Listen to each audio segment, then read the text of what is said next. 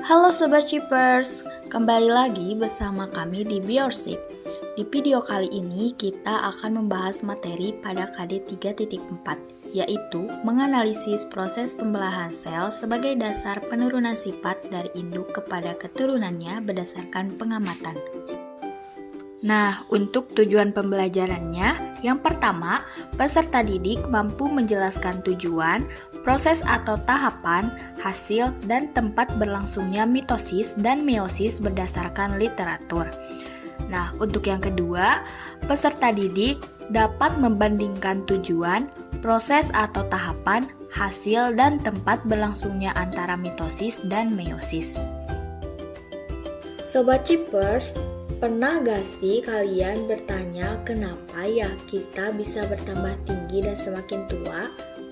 Ternyata semua itu terjadi karena adanya pembelahan sel-sel dalam tubuh kita loh. Lalu, apa sih pembelahan sel itu? Sebelum kita membahas pembelahan sel, kita akan membahas mengenai definisi sel itu sendiri. Sel merupakan bentuk seluruh makhluk hidup di bumi, termasuk juga manusia. Jadi, seluruh anggota tubuh kita itu tersusun oleh sel. Nah, jumlah sel itu akan bertambah atau berkurang seperti tinggi badan kita bertambah. Hal tersebut bisa terjadi karena adanya pembelahan sel.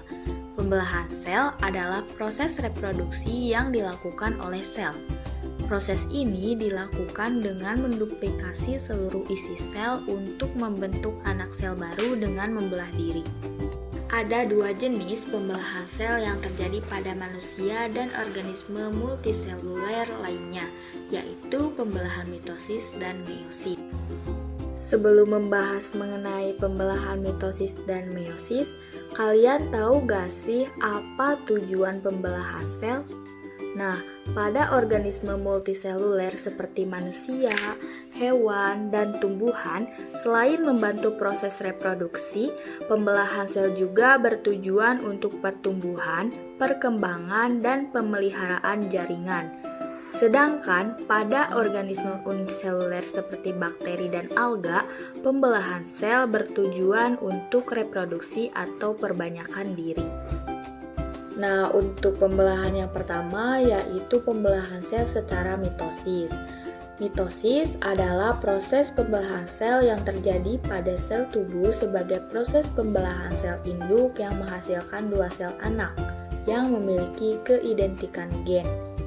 Tujuan dari pembelahan sel secara mitosis yaitu memperbaiki sel dan bertumbuh. Tahapan proses terjadinya mitosis adalah profase, prometafase, metafase, anafase, dan telopase. Untuk tahapan proses yang pertama yaitu profase, yang mana dimulai dari keadaan sel yang sudah dipersiapkan untuk membelah di fase-fase sebelumnya, yang disebut juga dengan interfase. Terjadinya tahap profase ini ditandai dengan beberapa hal, diantaranya kromatin terkondensasi atau dipadatkan menjadi kromosom, nukleus terfragmentasi, di bagian sentrosom terbentuk gelondong mitotik atau sering disebut juga dengan benang spindel, dan yang terakhir yaitu sentrosom pun mulai bergerak berjatuhan.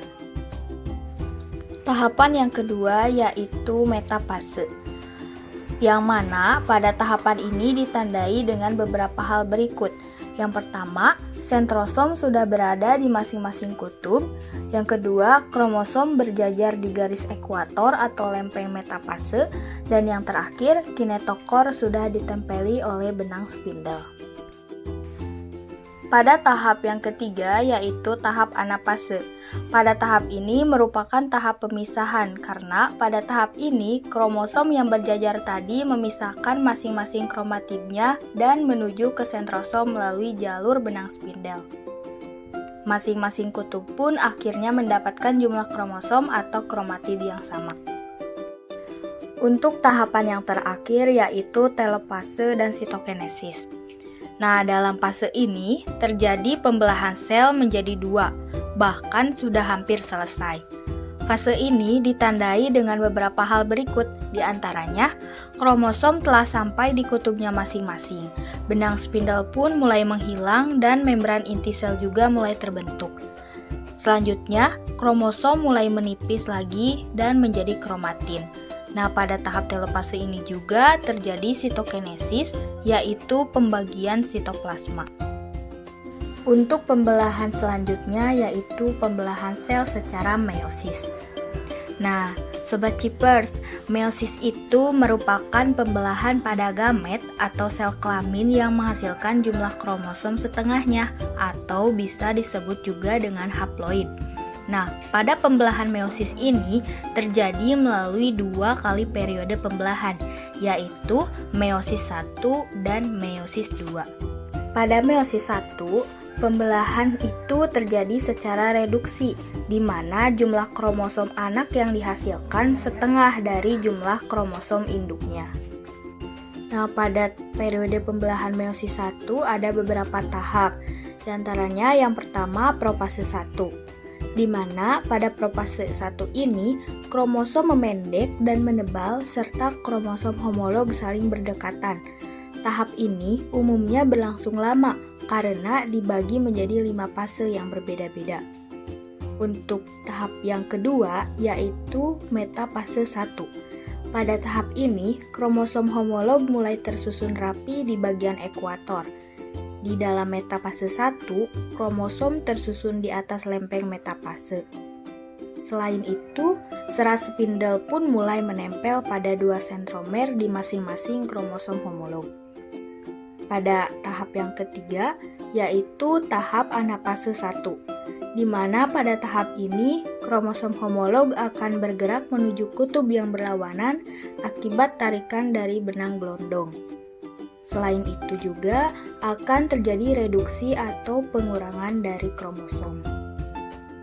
Pada tahap yang terakhir, yaitu tahap telopase 1. Pada tahap ini terjadi sitokinesis dan terbentuk 2 sel anak, masing-masing memiliki setengah jumlah sel induknya. Jika kromosom sel induk berjumlah 2N, kromosom sel anak berjumlah N. Selain itu, membran inti juga sudah mulai terbentuk lagi. Periode pembelahan yang kedua yaitu meiosis 2. Di mana pada meiosis 2, pembelahan meiosis itu menghasilkan sel anak dengan jumlah setengah dari kromosom induknya. Pada periode meiosis 2 ini juga terjadi 4 tahapan. Untuk tahap yang pertama yaitu profase 2, yang mana pada tahap ini sentrosom membelah menjadi 2 sentriol yang akan bergerak ke kutub sel yang berlawanan. Kemudian, kromosom akan mulai memendek dan menebal serta membran inti sel juga akan menghilang. Akan tetapi, pada tahap ini pula mulai terbentuk benang-benang spindel. Benang-benang spindel ini adalah bagian kromosom yang berfungsi menggerakkan kromosom pada saat sel mulai membelah. Nah, pada tahap yang kedua yaitu tahap metafase 2, yang mana pada tahap ini kromatid mulai tersusun rapi pada bidang ekuator. Mulai tersusun benang-benang spindel yang salah satu ujungnya itu melekat pada sentromer, sedangkan pada ujung lainnya melekat pada kutub pembelahan yang arahnya berlawanan. Pada tahap yang ketiga, yaitu ada tahap anafase 2, yang mana terjadi pemisahan kromatid dengan cara ditarik menuju kutub yang berlawanan. Kemudian, kromatid yang sudah dipisah ini resmi disebut sebagai kromosom. Nah, untuk tahap yang terakhir, yaitu tahap telopase 2. Tiap sel akan membentuk 2 sel anak yang haploid. Pada akhir telopase 2 ini juga dihasilkan 4 sel anak yang masing-masing memiliki setengah jumlah kromosom dari sel induk. 4 sel anak tersebut kemudian akan masuk ke dalam tahap interfase. Nah, Sobat Cipers, itulah pembahasan mengenai pembelahan sel. Untuk materi selanjutnya, kalian stay tune terus ya. Jangan lupa like, comment, and subscribe. Thank you.